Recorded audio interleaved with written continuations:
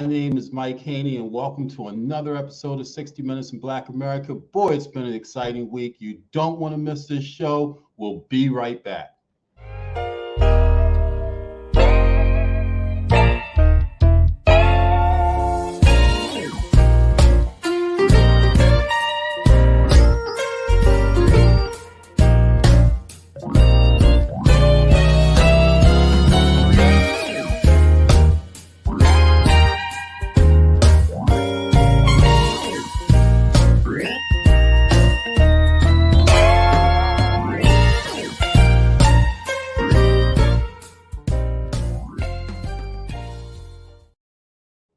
Hey, good evening again. My name is Mike Haney. Welcome to 60 Minutes in Black America.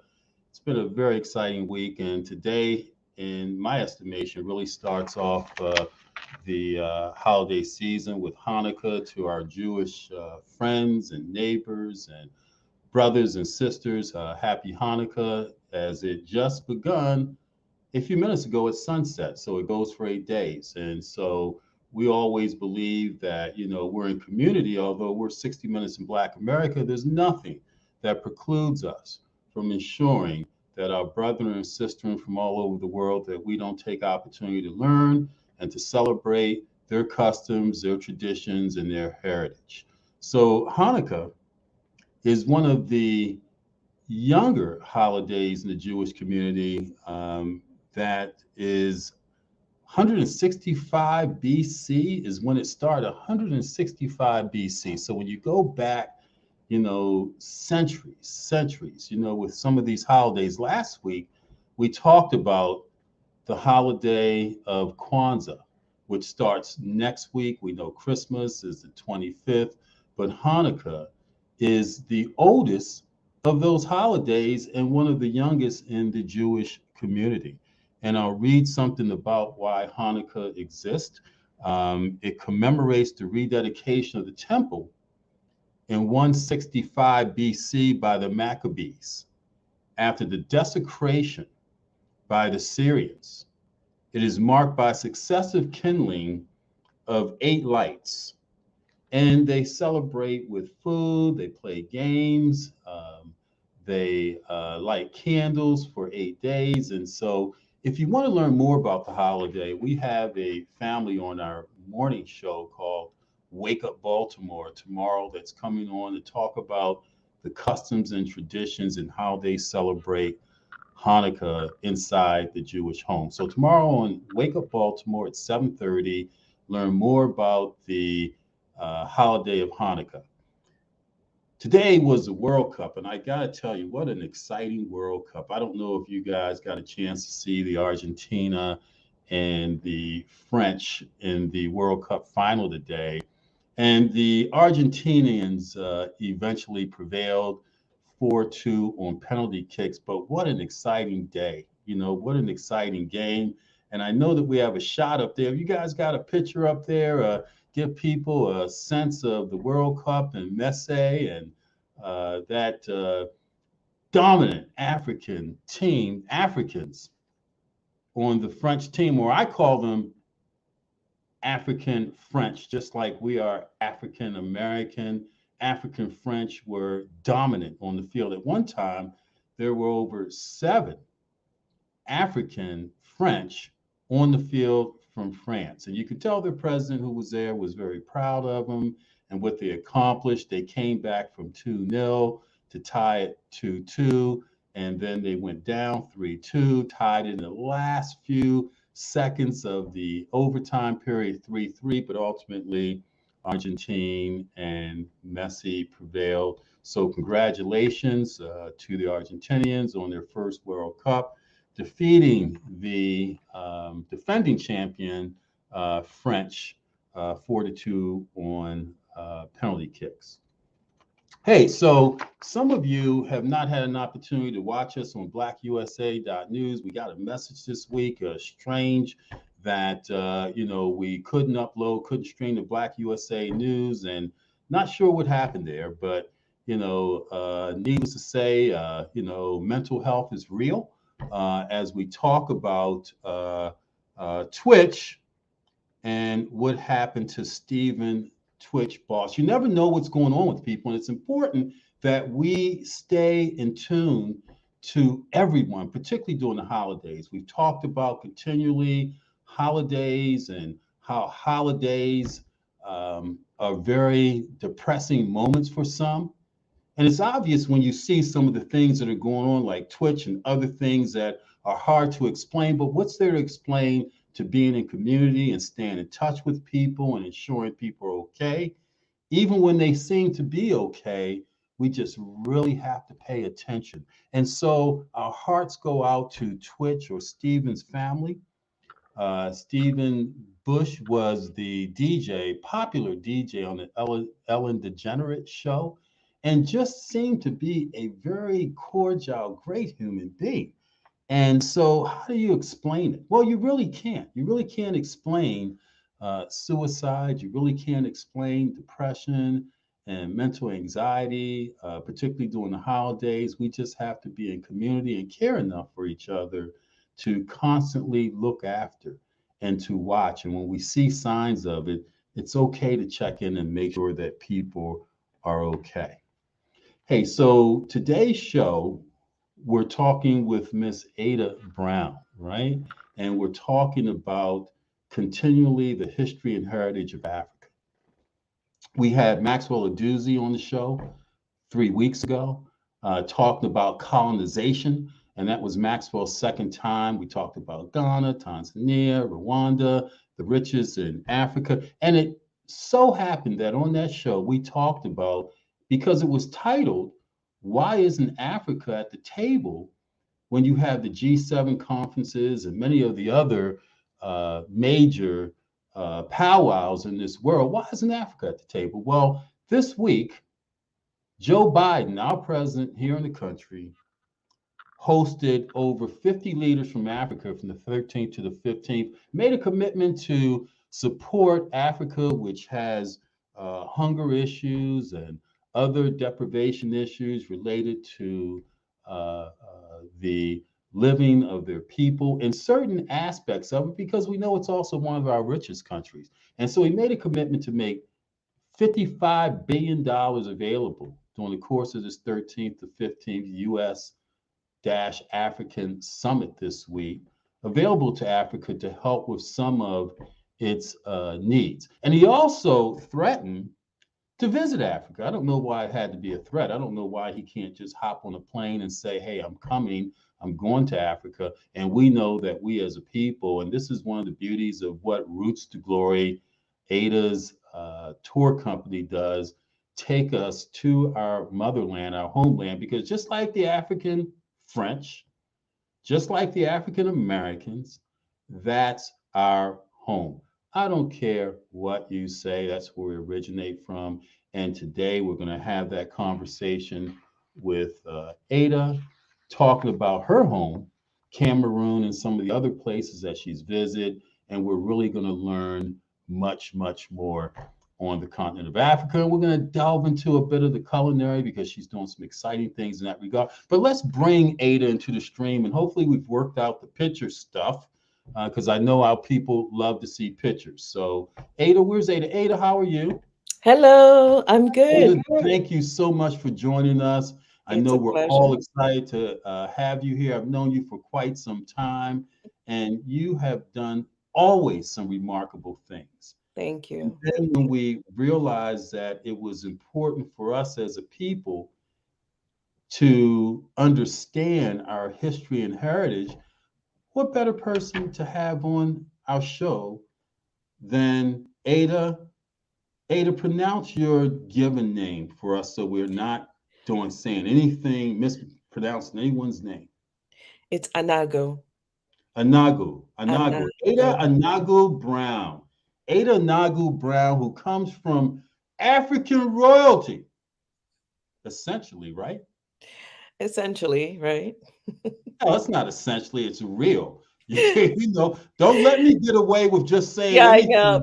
You know, Okay, say, hey, Mike, I come from African royalty. It's no essentially anything. I am royalty. So, Ada, tell us about your background in getting to America, and tell us about your family and its history. So, first, can I say something about the World Cup? You can say whatever you I want. think this is so important. Three of the players, and Mbappe is the number one player probably in the world right now. He was able to bring the French team back from 0 to 2 goals and to tie up the game. But it's very, very important to know that he is from Cameroon. Hello, can you hear me? Oh, yeah, we hear you loud and clear. Oh, wow. Okay. It's all your show. Okay. I'm having a hard time seeing you though. But No, all they right. don't want me to see you because they only want you up there. So they don't want me. So take that single shot. It's all you, Ada. I told you it was Okay. all about All you right. today. So what I want to say is Cameroon was in the house with the World Cup and we really did it. Three of those players are Cameroonians. And what you said about the Africans being on that team, it's so important for us because so many times Africans are marginalized, and because the French and our Africans and the French relationship, we have a love-hate relationship with the French. But I can say that I was rooting for that team because of all our African brothers. So I'm so proud of them and what they've accomplished. And that's all I wanted to say. Touche, because Um, you and I both were rooting for him, Ada, because yes, we know from whence we came, and the same relationship as you mentioned, the African French have with France, we have with America, right? exactly, And it's exactly. important for us by having you here today to understand how rich our history and heritage and how much we contribute, not just in America, but to your point, France, Germany, Holland, around the world. Because if you paid attention to the World Cup, what did you see, Ada? You saw a lot of Africans. Africans, Africans on teams that you Africans. normally might not see them on. And you know what's interesting is that people say, well, how did they end up in Portugal? Well, because sometimes African teams don't have the resources to pay African players who are really good to play on their team. So they have to, just like Mbappe's um, father said, he said that for Mbappe to join the Cameroonian team at the time, he had to pay to join the Cameroonian team. Can you imagine if he didn't have Absolutely. to pay? And can you also just picture this in your head? An African team with all the players who were on all the European teams and all the South American teams. Can you Representing one imagine? Africa. Is that what you're saying? One Representing the continent. Africa.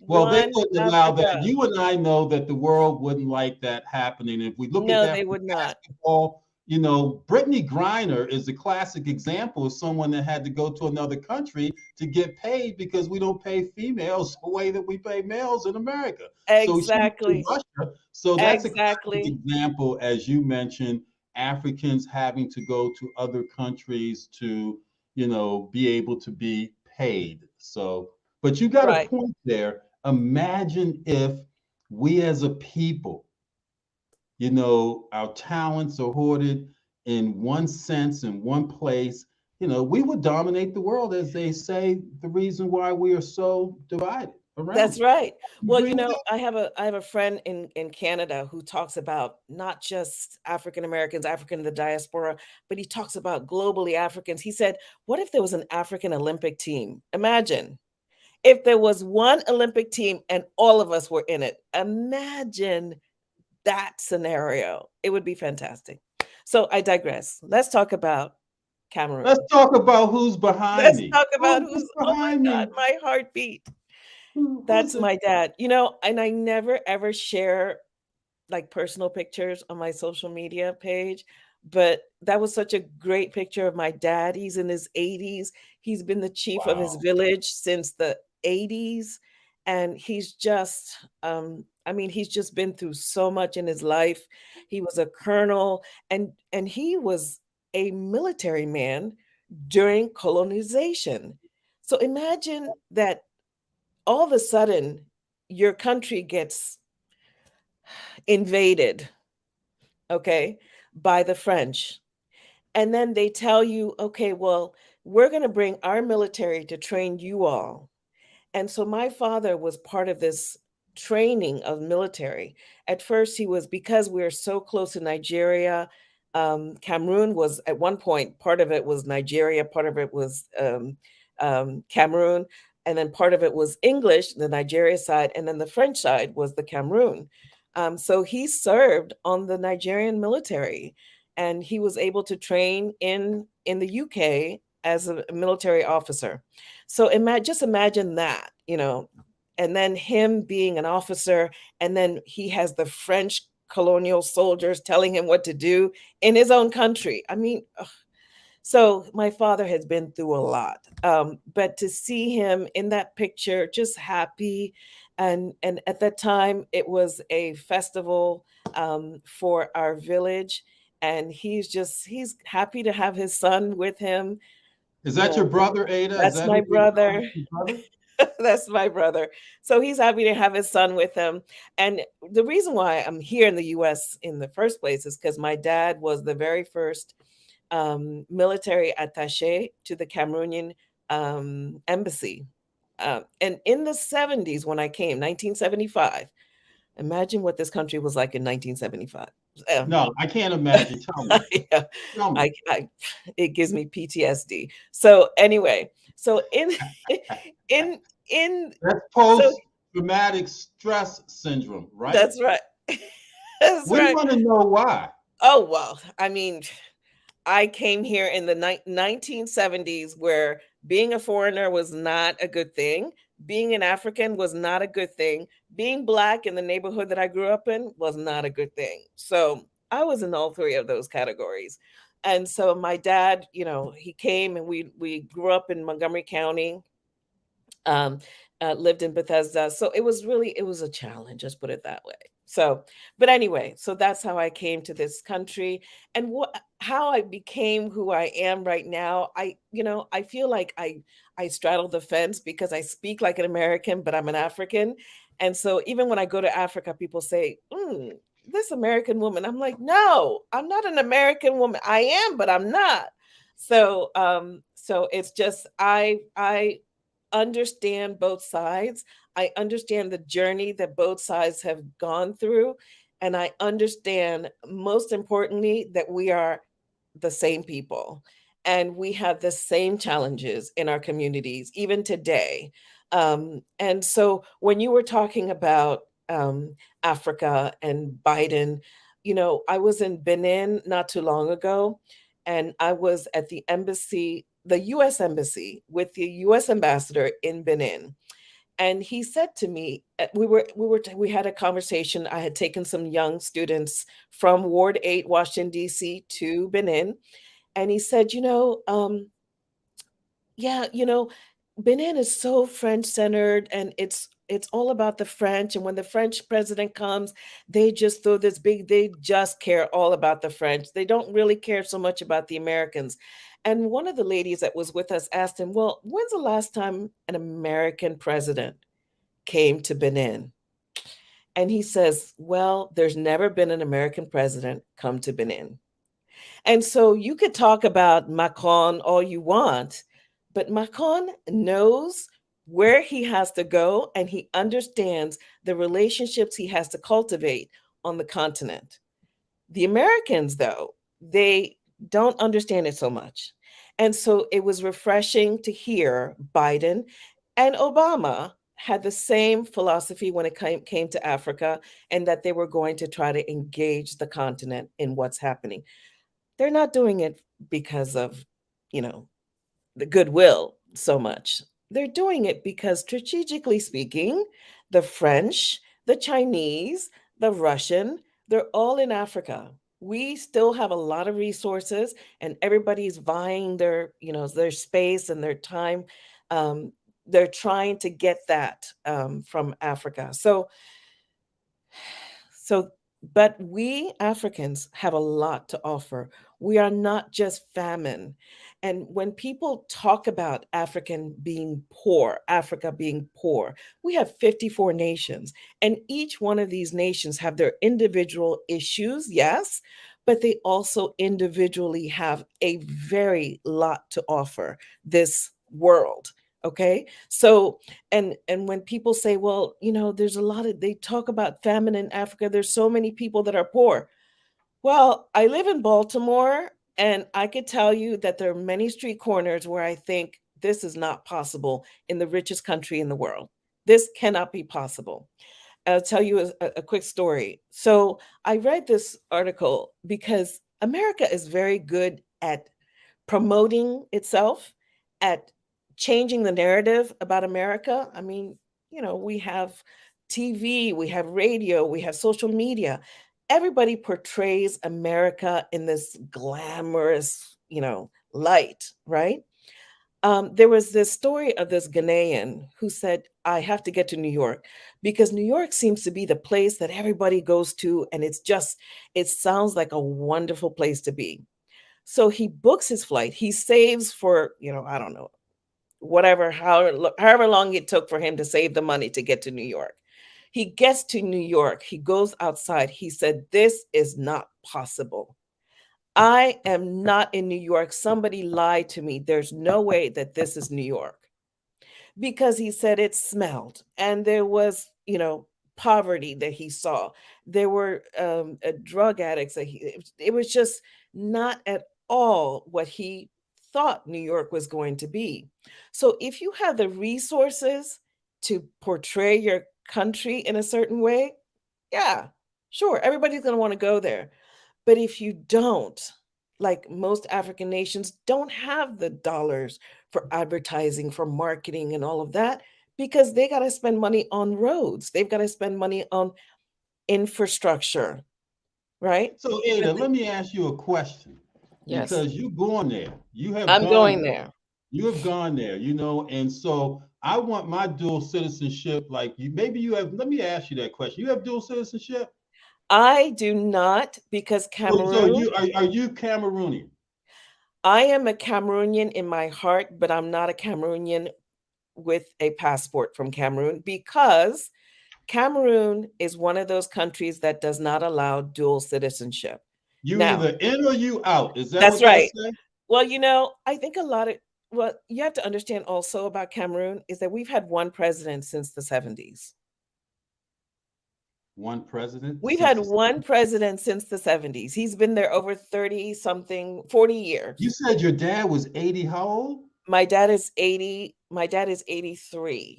So We've how had old is one this guy? president since the 70s. So let me explain it to you this way. So if you want to make sure that status quo stays status quo, you do not allow the loudmouths who are out here and talking about freedom and democracy and all of that.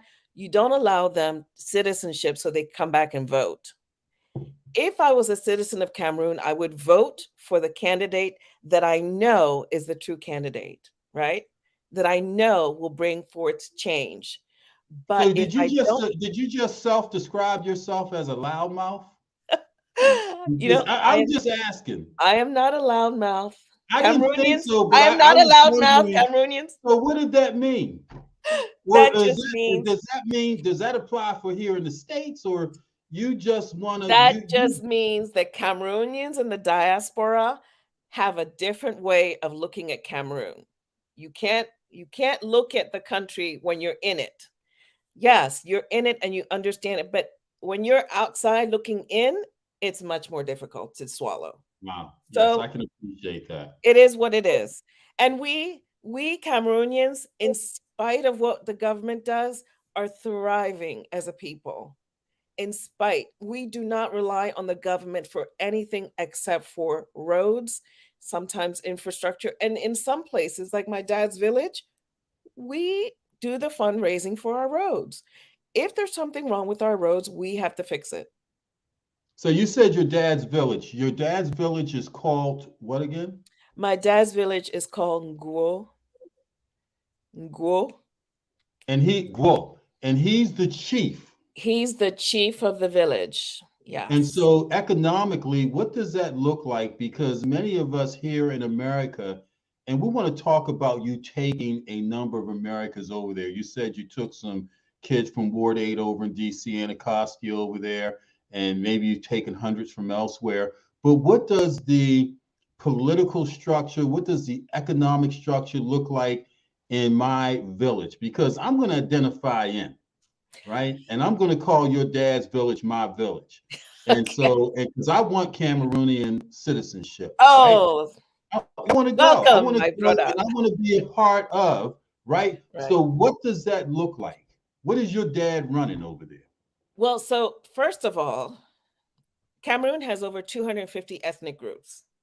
Wow. In as a part of each ethnic group, there are within each ethnic group there are different villages. So we Cameroonians, we love each other, but sometimes when we don't love each other anymore, it's better to move. So this is how I look at it. We as people, we tend to separate and start our own thing, separate and start our, you know how it is.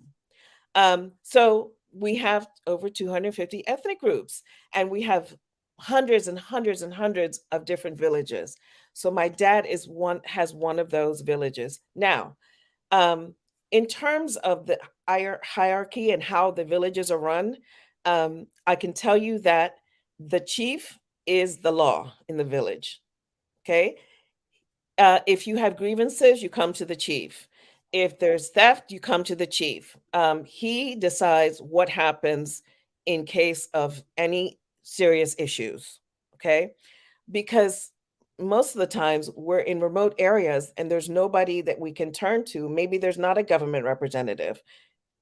And even if there was, the chief is the chief, he's the law.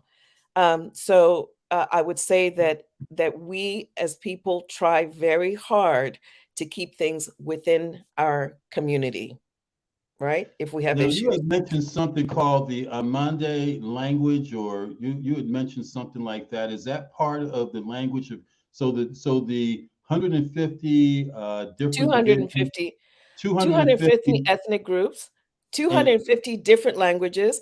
I can be wow, in a that's how. village. I could be in a village here, like my dad's village. Our next door neighbor speaks a different dialect. So their next door neighbor speaks a different dialect, and so on and so on and so on. But we get together and we co-mingle. Is that a word? Yeah, We coexist, we commingle. we So we is this where Swahili becomes important as the national language, or Swahili is not part of the Cameroonian and so 250 villages language? so we don't have anything to do with Swahili. Swahili is on the East Coast. We do have Bantu languages. They are not Swahili, and most of our languages are local languages. So they're not. So we don't like the Yorubas, for instance. The Yorubas is a language that a lot of people speak, but Nigeria has a lot of people. It's almost imagine Nigeria is the size of maybe Texas. Imagine how many languages. They also have different ethnic groups, right? But in that real estate called Nigeria, they have close to 200 million people. I mean, how many millions of people are in America?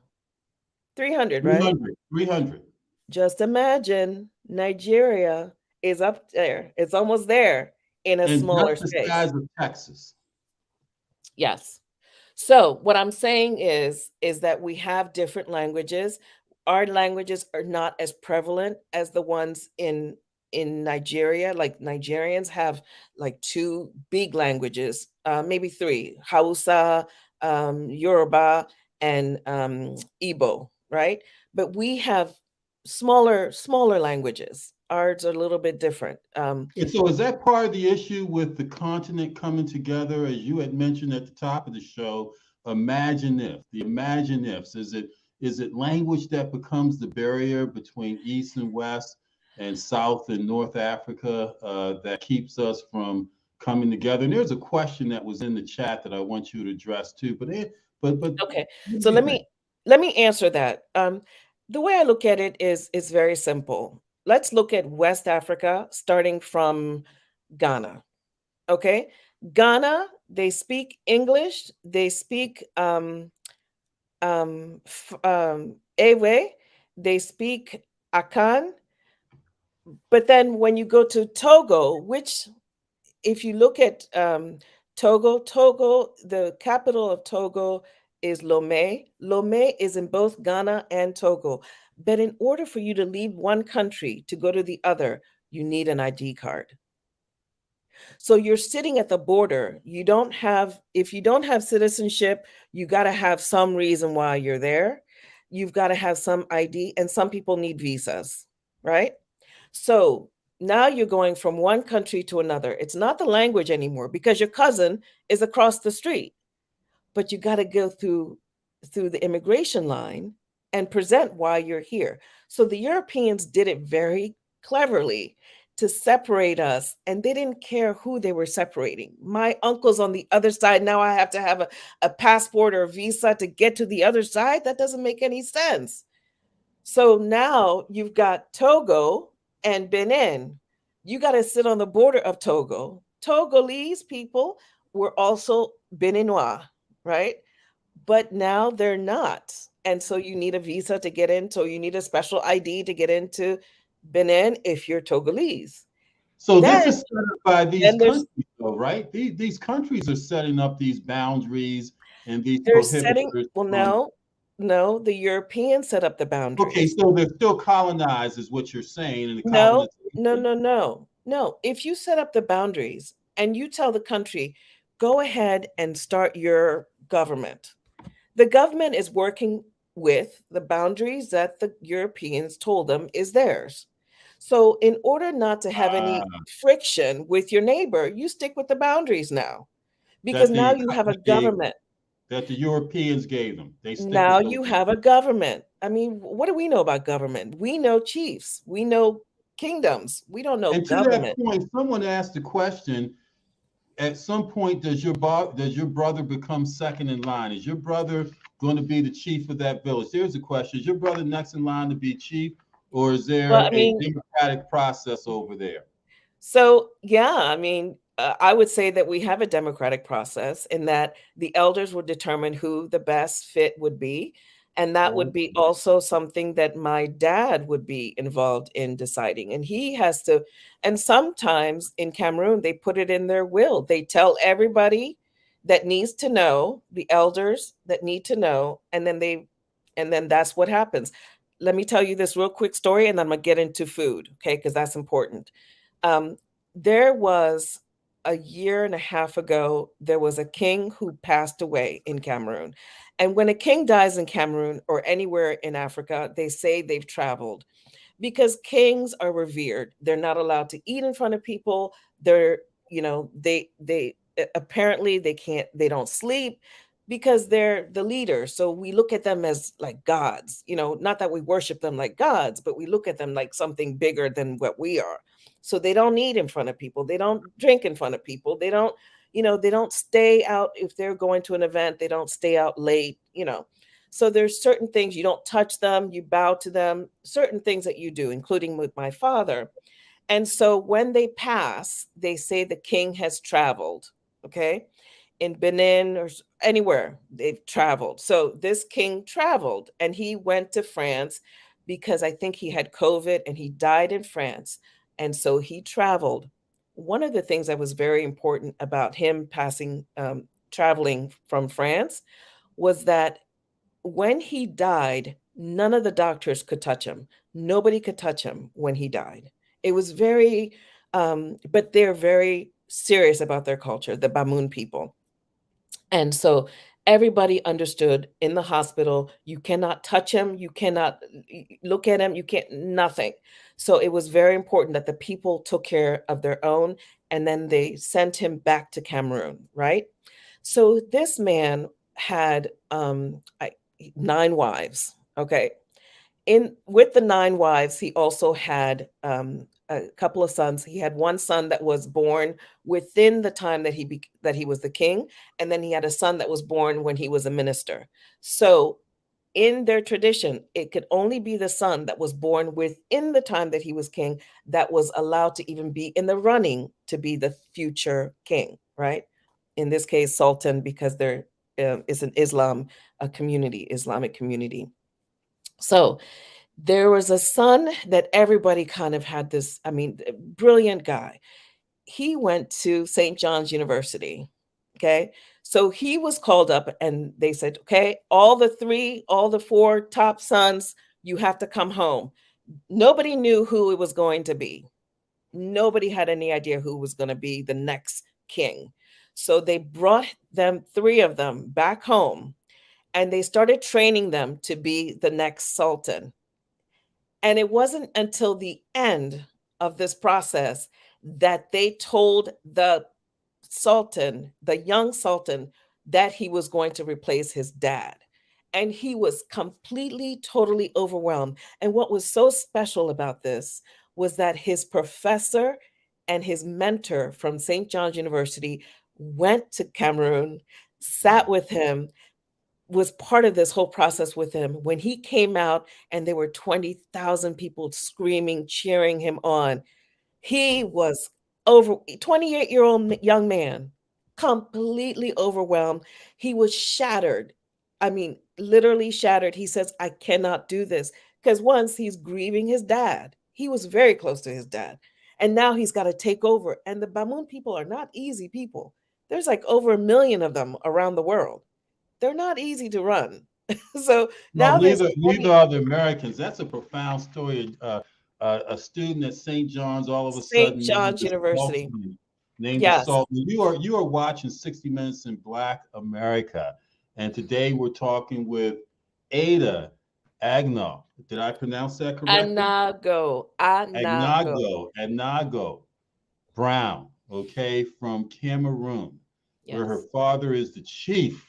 And bring Ada back in as she helps me through this halfway announcement. Her father's chief of the not.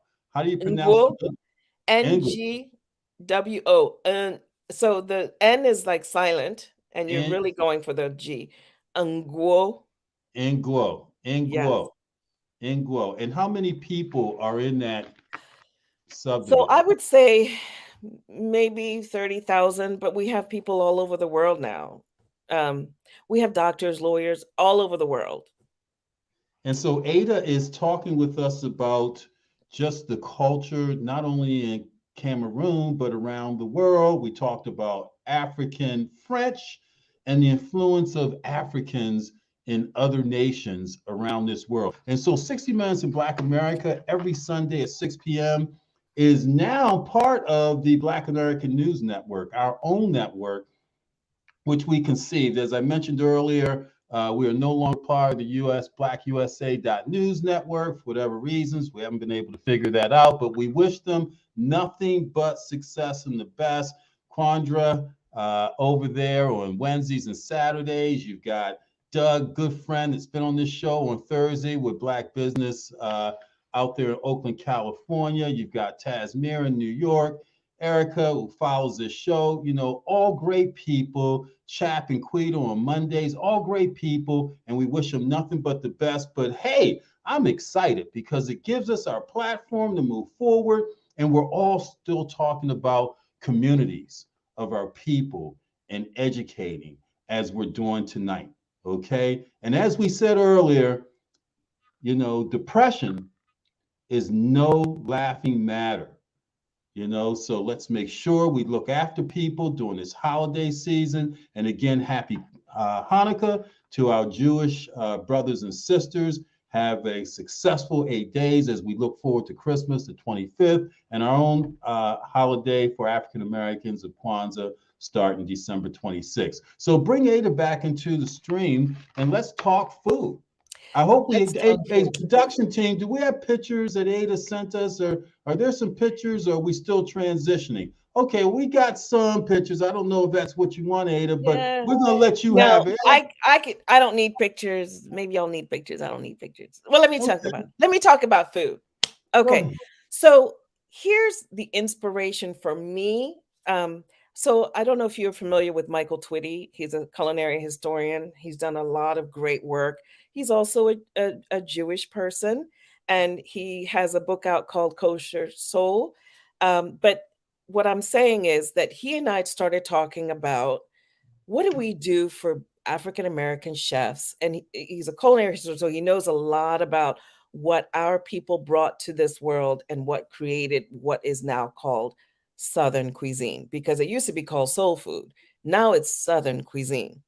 Um, so, so we talked about bringing African American chefs, young ones, to Africa to learn more about the contributions that their ancestors made, and really to learn about the foods that their ancestors cooked so they can better understand who they are, right? Knowing yourself is very important. And I was inspired by um, so many things, but mostly the way that the Asian um, cooking scene was able to have that show called I don't Iron Chef. Is anybody familiar with Iron Chef? Iron Chef is a show to me that introduced Asian cuisine to me, and that's its diversity, its colors, its taste. It's I mean, it's just it would made it so sexy. And I thought, you know what? We as Africans and Africans in the diaspora and what we call African Atlantic, which is outside and inside the continent, we have so much that we have together that we are so much alike. And if we start talking about just the food aspect of it, we can learn so much from each other. Like we were in Benin on a tour with BJ Dennis, with Michael Twitty, all these wonderful chefs, and we were walking through this farm, and in this farm we saw this, this tree, and the woman was like, well, that's bay leaf.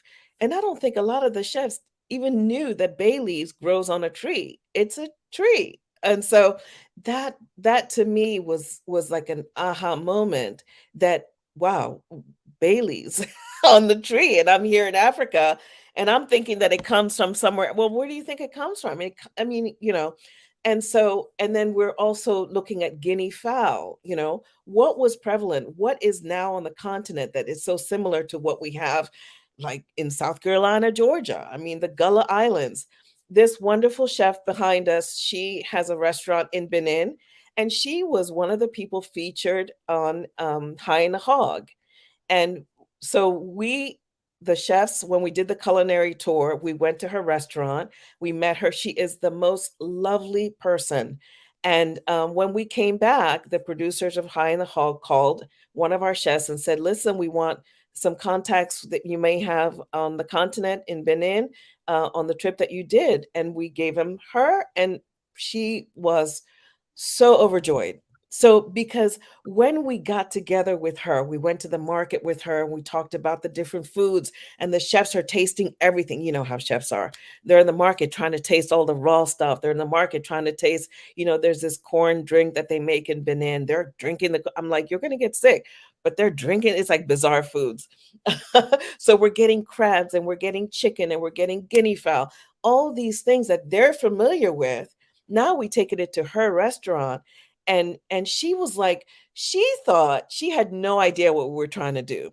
She thought that she was going to be cooking for us, but it turns out that the chefs that we had were cooking for her.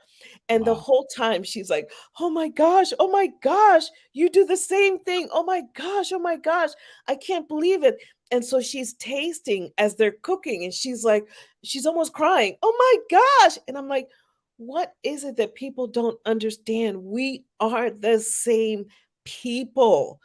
And food is the great, like, if we can break bread together and understand that, yes, we come from the same mother, what an experience we would have as brothers and sisters outside the continent. Because when we go to the continent with groups, we end up understanding each other more than if we were just here and they were there. So, what we decided to do, because I don't know if anybody knows about the Gullah Islands, the Sea Islands of South Carolina, Georgia. For many, many years, their land has been stolen, especially Hilton Head. Now there's only a few communities that are Gullah communities down there. The Gullah So people are Gullah the closest. communities, take a minute and explain Gullah communities. Were Yes, these tie into African descendants or slaves right, that owned land that was taken from them at right, some point? right. And is that where the first slaves come into? I thought they came, where the first slaves come into? So in North America, and especially in America, in 1619, in English speaking America, they came into Fort Monroe, right? But the Spaniards brought enslaved Africans to St. Helena also. So, I mean, you know, what people don't understand is that North America did not see as many enslaved Africans as South America did. North America maybe got 250,000, Yeah, South but America got like 11 million, right? South America had a lot. 11 million. And because if you look at the map and you look at the, the how easy it must have been for the winds from south, what they call it, southwest, South Central Africa, which is Congo, Angola, Cameroon, to and Gabon to Brazil, it was an easy shot. It took more effort to go north. But anyway, what I'm saying is the Gullah community is really, the Gullah people are the people whose history and culture started from slavery. It is the only culture that started from slavery. And why did it start from slavery? During the time of the slave trade, there were many, many, many, many plantations in South Carolina, Georgia. A lot of the plantation owners also had plantations in Barbados. Okay. And they were being squeezed out. There was not much land left in those areas of the Caribbean. So they were looking for new land. And so South Carolina, Georgia was a place that they decided that they were going to come to because you could get a lot of land for very little money. So the crop that they couldn't, because it's marshland, so they couldn't figure out what kind of crop would grow. And then they started, I think it was a black man that introduced the rice, because if you were from Sierra Leone or from the Gambia or from Senegal, you understand marshland because that's what they have there. And so what do you grow there? You grow rice. And so rice became the crop, and rice made those plantation owners very, very wealthy. And so the Gullah people originated from the rice coast of Africa, which includes the Gambia, Senegal, Sierra Leone, Liberia, Guinea. All of those people who came from that land were brought specifically for their rice growing capabilities and abilities, right? And they were put on these inlets. So if you look at the sea islands of the South Carolina, Georgia, they're connected by bridges, but back then they were not connected by bridges. So they would put them on these islands in the middle of nowhere, and then all they had to do was grow the crop all day, every They day. grew rice. They grew rice on these They islands, these grew rice. swamplands, like they do in Exactly. Vietnam, Day etc. in and day What out. they're good for is rice, and then in the south part of this country, they grew cotton because that's what that was good That's what for, that was because for. the land was dry and cotton. Right. So rice Exactly. in North Carolina and South Carolina, That's and right. cotton in Georgia, Alabama, Mississippi, Right. and But are you saying that? Are you Georgia saying also that had the rice growing. Georgia, because yeah, Georgia, Savannah, etc., had those Right. swampy areas. So are you saying that certain regions or parts of Africa, people were brought specifically because there was a correlation between the crops there? Why And not? yeah, If you know that there are Africans that know how to grow rice and you have a rice plantation, why would you not? And then at some point they started I always bringing younger. wondered how Uncle Ben got his name. I mean, That's right. really, That's right. really. I mean, That's so right. because I'm So like, well, why would they name rice after Uncle Ben? And so we don't think about this just that simple, man. Uncle Ben should have owned the daggone rice company, but they right. named rice after him because he was the harvester of it. Right. Thank And you, Ada.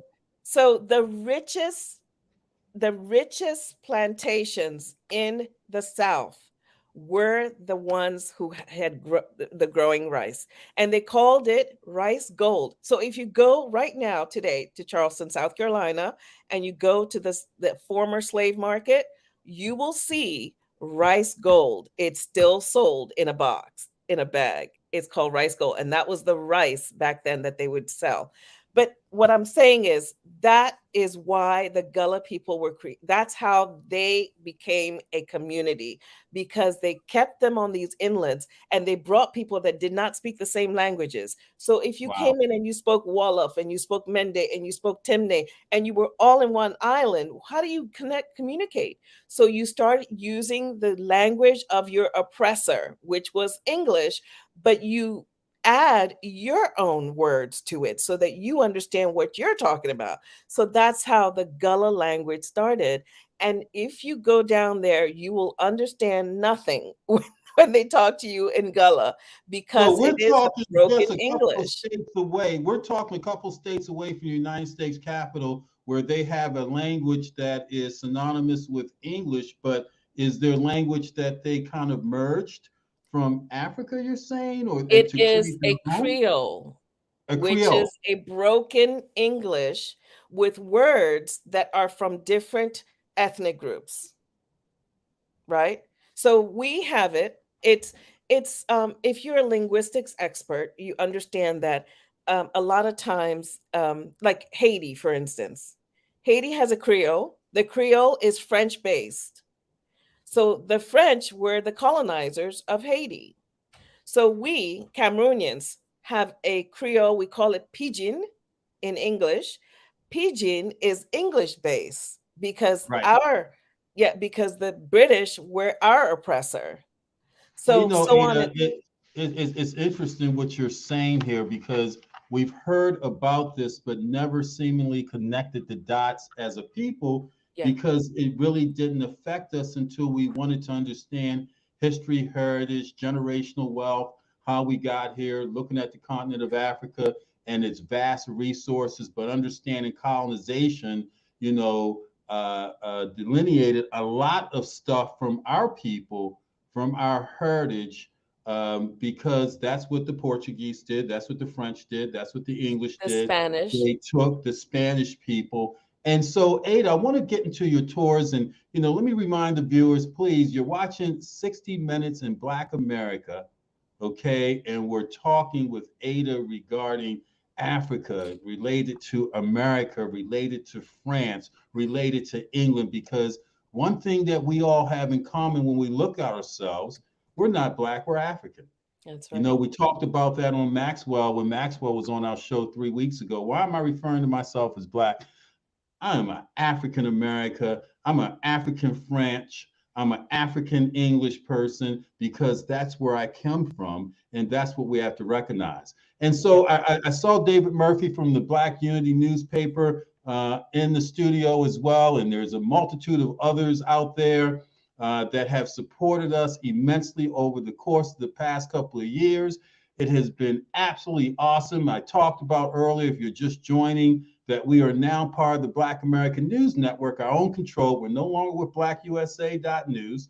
Okay, there's David Murphy. Hey, David. David has a wonderful publication where he does the same thing. He talks about our communities. He talks about Africa. He brings people like Ada in so we can continue to get our education. But the best education that you can get Ada to take you a trip, take you on a trip over to Africa to Yeah. visit, to experience as I did last year, going to Uganda and Kenya. It was life changing. It's life changing. That's where I am doing work I'm doing today because of the life changing experience that I had in Africa. And I'm asking you all to take a look at doing the same. So Ada, let's talk about Roots to Glory tours. Let's Yes. talk about for a minute, the last few minutes, what you do and why you do it in terms of taking hundreds, if not thousands, of people back to the continent of Africa.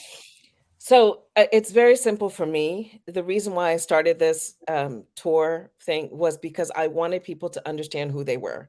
I don't do regular tours. I don't go and see the monuments and all of. I don't do any of that. What I do is a little bit different.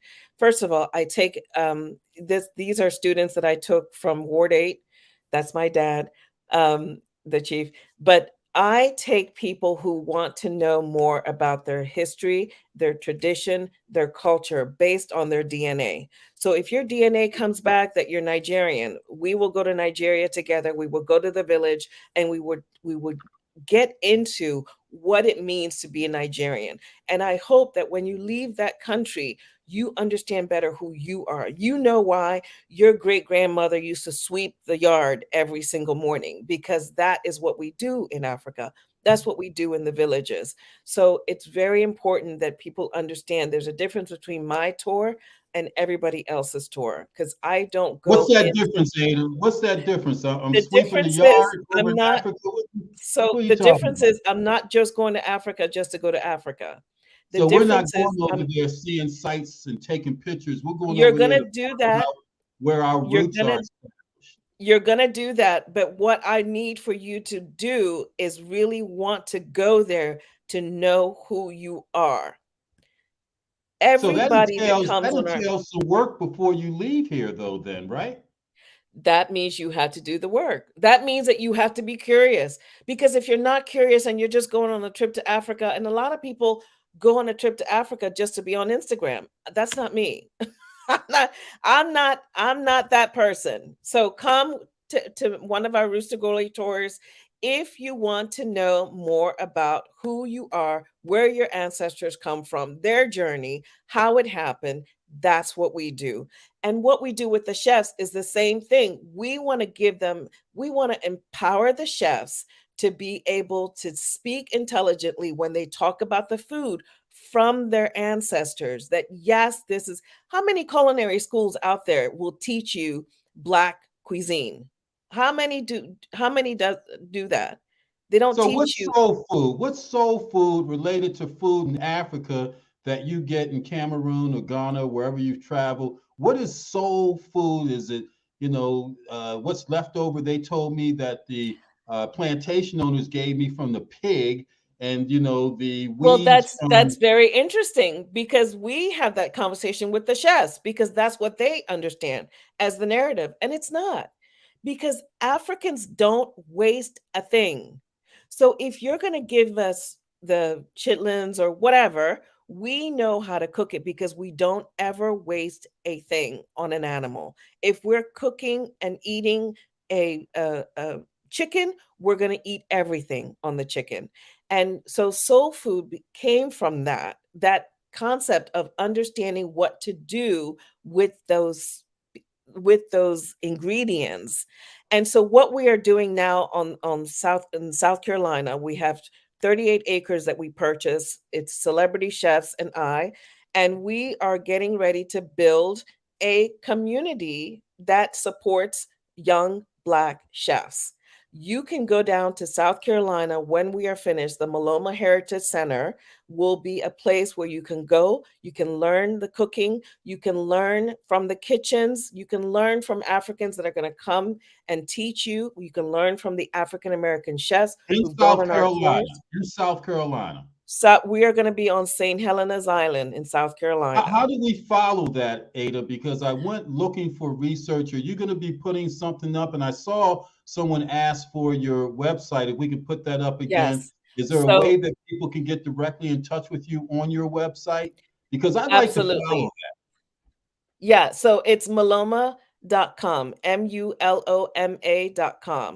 And that Maloma is our kitchens. We're going to have 3 different kitchens, one for the African kitchen, one for the antebellum kitchen, and one a modern kitchen, because we have a lot of African American chefs that are doing really fantastic things with local ingredients. Could So you say we're that again, Ada? Could you say that again? And production team, if we can put that up for people to go research themselves, could you spell that out again, Ada? it's Maloma, Muloma, Maloma, Muloma. Maloma means we are together. It's a Mende word, because a lot of the Africans that were brought into South Carolina, Georgia came from Sierra Leone. And the Mende were, I think, are the best chefs in Sierra Leone. And so we're using this Mende word that means we are together, meaning that we truly are together. We are learning together how to cook. We are learning together how to grow local ingredients, and we're learning what our ancestors brought to the table. And we're teaching young sous chefs, any chef that is wanting to know more and wanting to be that person that understands why. Because in culinary school they will teach you the French method, they will teach you the Italian cooking, they will teach you the Spanish cooking, and you will go to France and have a great, fantastic, whatever. But we want our chefs to also understand the African cooking, why we do what we do, because a lot of what we do in terms of cooking, Africans do, it's about health, it's about nutrition, it's about sustainability.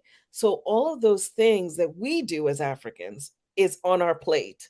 And what Wow. better way to introduce us than what we share together, breaking bread on the land that our ancestors toiled as enslaved people. Well, Ada, I want you to promise to come back, please. Raise your Yes, right hand. Will you come back? Because this I has will been come back. awe-inspiring. Thank you so much. And let me Thank shout out you. our production team, the Leon Thomas Group that produces us. Leon himself is a hospitality person, former general manager. We got Remy in the back, Oren, Jay is working with these young people, Jeremiah, Jasmine, all these folks back there, Ada, three or four of them students, right? One of them Okay. graduates and three of them graduate in the spring that are doing internships, man, and sitting Nice. back there learning about history and heritage.